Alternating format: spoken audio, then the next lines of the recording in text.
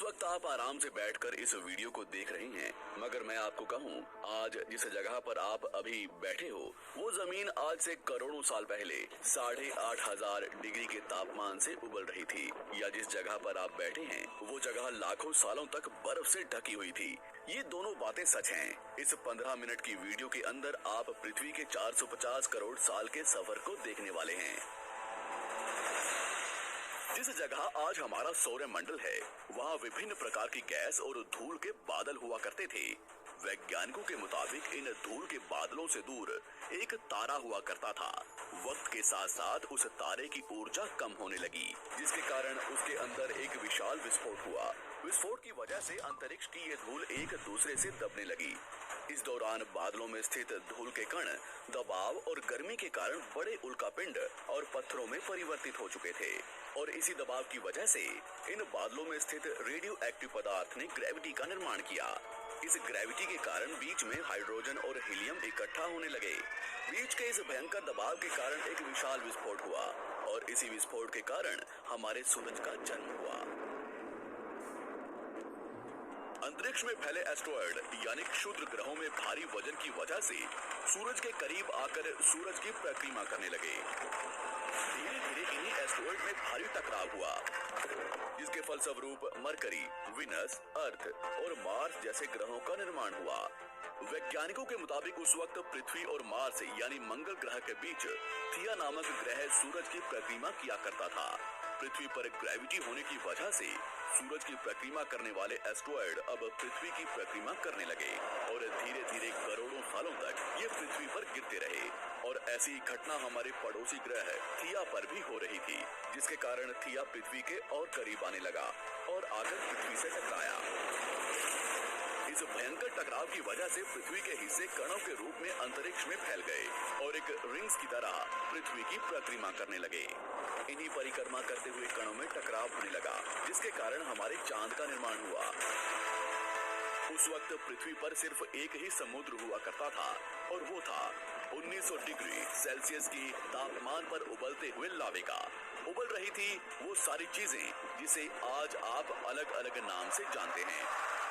वक्त के साथ साथ पृथ्वी धीरे धीरे ठंडी हो रही थी, जिसके कारण पृथ्वी के भारी तत्व जैसे धातु और रेडियो एक्टिव पदार्थ पृथ्वी के केंद्र में जाकर इकट्ठा हो गए और हल्के पदार्थ पृथ्वी की सतह पर आ गए।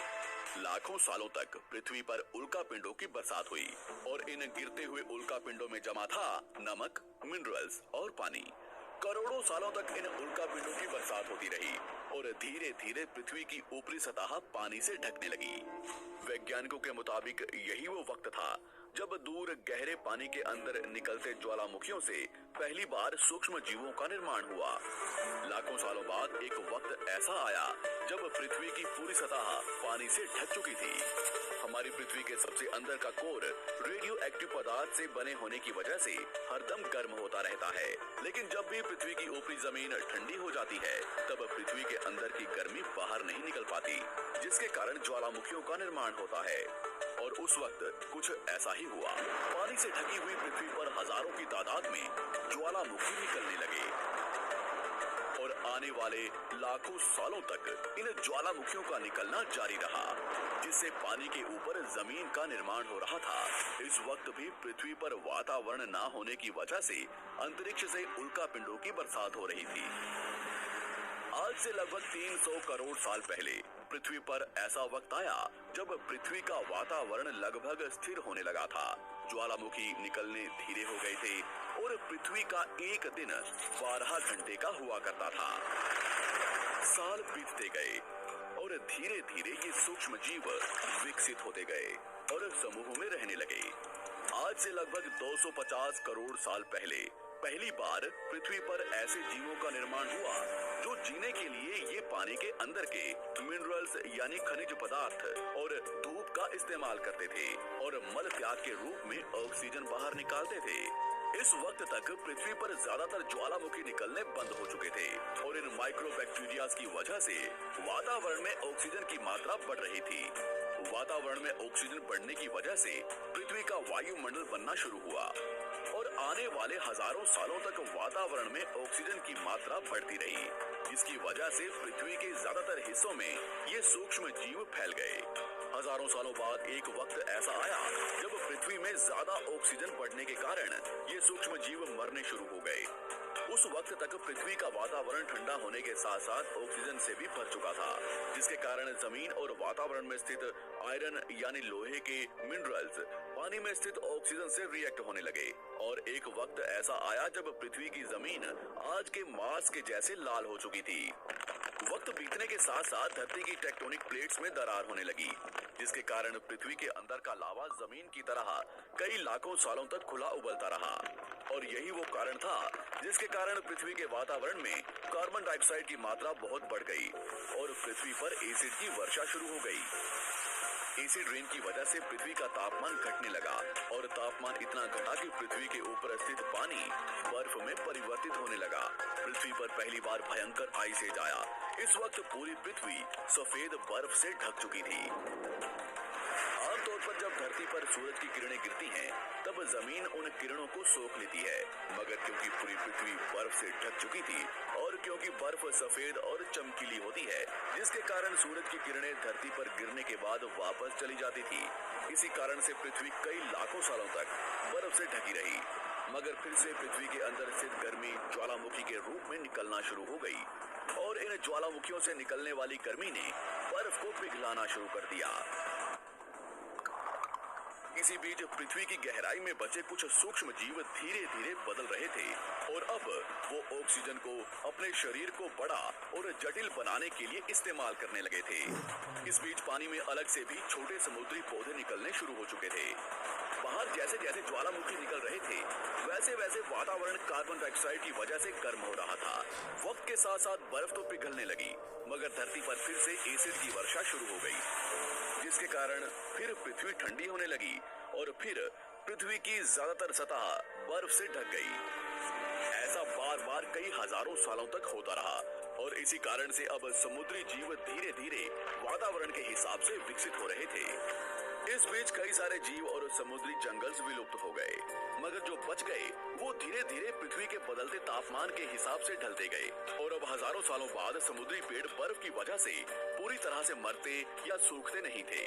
अब सूक्ष्म जीव समुद्री जीव बन चुके थे।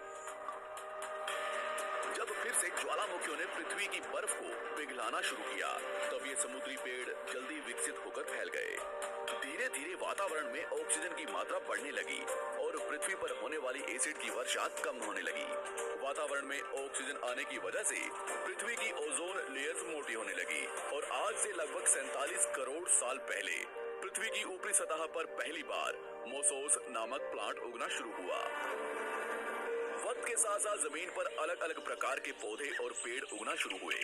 एक वक्त ऐसा आया जब जमीन के पेड़ों की लंबाई लगभग 80 से 100 फीट जितनी या आज की 5 से 6 मंजिला बिल्डिंग जितनी ऊंची हो चुकी थी। ये वो वक्त था जब समुद्री जानवर समुद्र से बाहर निकल रहे थे और जमीनी जानवरों में परिवर्तित हो रहे थे। धरती की ज्यादातर जमीन एक जगह इकट्ठी हो चुकी थी, जिसे आज हम पैंजिया महाद्वीप के नाम से जानते हैं। पृथ्वी का वातावरण और तापमान लगभग स्थिर हो चुका था और अब करीब 21 से 23 घंटे का दिन हुआ करता था। अब समुद्री जीव पानी से बाहर रहने लगे थे और वातावरण के हिसाब से उनके शरीर का रंग रूप बदल रहा था। धीरे धीरे ये जमीनी जानवर डायनासोर्स में परिवर्तित हो गए। जिन डायनासोर्स ने पेड़ पौधे खाने शुरू कर दिए, उनका शरीर लंबा और विशाल रूप से विकसित होने लगा। कुछ डायनासोर्स शिकार किया करते थे, जिसके कारण वे छोटे और तेज होते चले गए।